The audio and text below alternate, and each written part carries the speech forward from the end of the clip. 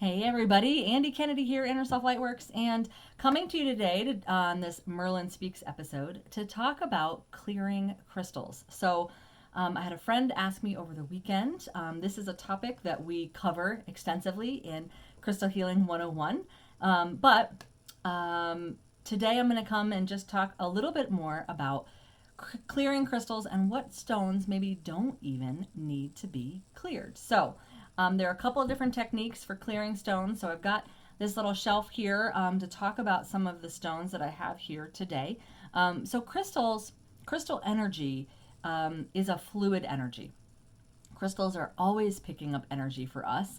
They're always taking on some of our energy, and so in general, they do need to be cleared, especially crystals that you wear. So rings, earrings, necklaces. If it's a necklace that's a beautiful piece, people will sometimes come up to you and say, "Ooh, can I touch that?" And so they'll pick up energy that way. Whenever we're in some public place, they do tend to pick up that energy. The stones that I have here today, I want to show you, are stones that I use to clear my crystals with. So this is a large piece of selenite. It's a beautiful, sparkly stone. It has these it's very heavy if you heard that. It has striations all the way through it. It's actually a very inexpensive stone. And so purchasing a piece of selenite like this is definitely a foundation if you're getting into crystals, crystal energy, collecting crystals, and then wanting to clear your crystals. So this is selenite. You can see it in long shafts like this, or in very clear, smaller sections, or cubes as well. It's water soluble, so it's something that you don't want to actually put in the water because it will dissolve. But this is my clearing wand, if you will. And so if I've been working with crystals throughout the day, this is a Chinese writing rock that I have whenever I'm writing. I'll have it for inspiration. And so just putting stones, putting my rings on top of the selenite will actually clear it. And funny enough, of course, this is kyanite. These two obviously magnetized towards each other. Another, how synchronous that I'm wearing it. Another stone that I use for clearing. This is just clear quartz. And you can see that underneath it, it has a cluster of various different stones. I wonder if I select there, if that'll change that at all and be able to zoom in at all, but or focus in on it, I mean. So this is a cluster of quartz, okay? And quartz, this one is really good because it's a cluster, it's clearing, so that's all these energies directing, shooting out.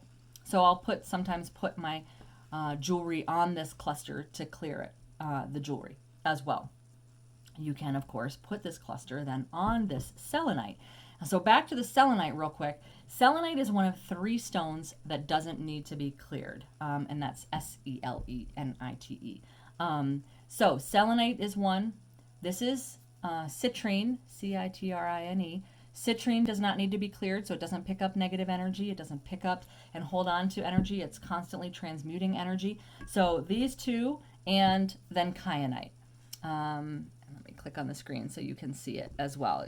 It'll get a little bit lighter. It's a beautiful blue. Kyanite comes in blue, black, and like a beautiful kind of rosish color. So kyanite, Kyanite, does not need to be cleared also. So those are the only three stones in our mineral kingdom that do not need to be cleared, and so in which case then they help clear other stones, right?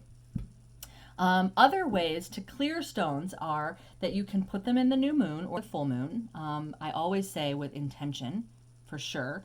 So if you're going to put it in the window and leave it out, obviously you ask the moon and the powers that be to clear your stones.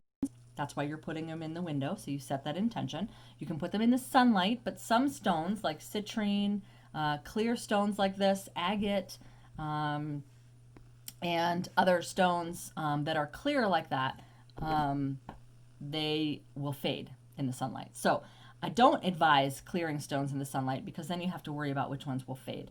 But if you're going to put it in there just for a day or two, that's fine. The sun isn't going to fade them that quickly. Rose quartz is another one that will fade. Any of the agates will fade. I've seen beautiful, beautiful amethysts sitting in windows in crystal shops. And I'm gutted because they were probably a bright, bright, beautiful purple at one point, and now they're like a gray color. So don't leave your stones in the sunlight and the moonlight.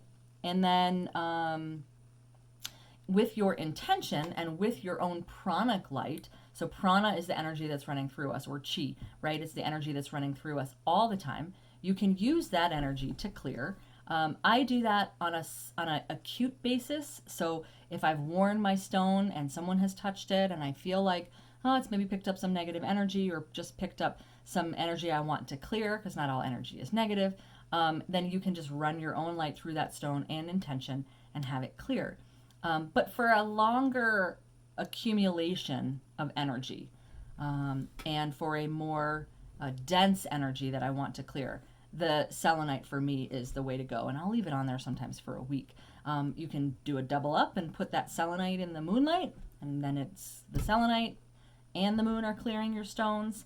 I brought my sage, so you can use a sage to smudge and clear your stones. When I would do one-on-one healing with someone with the crystals, I would use the sage afterwards to clear all the stones. And then I would put them, of course, on my selenite wand as well.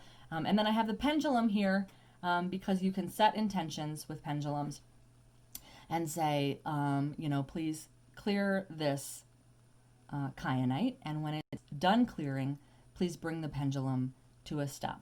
And then you will just wait for your guides and wait for universal energy to be clearing that, your angels to be clearing that.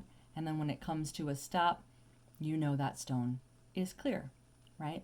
So you do that as well with your chakras. So laying down at night, I will hold this beautiful pendulum over my chakras and just swing it and say, clear my chakras. And when the pendulum stops, I know that I am clear. So another way is to clear stones in water.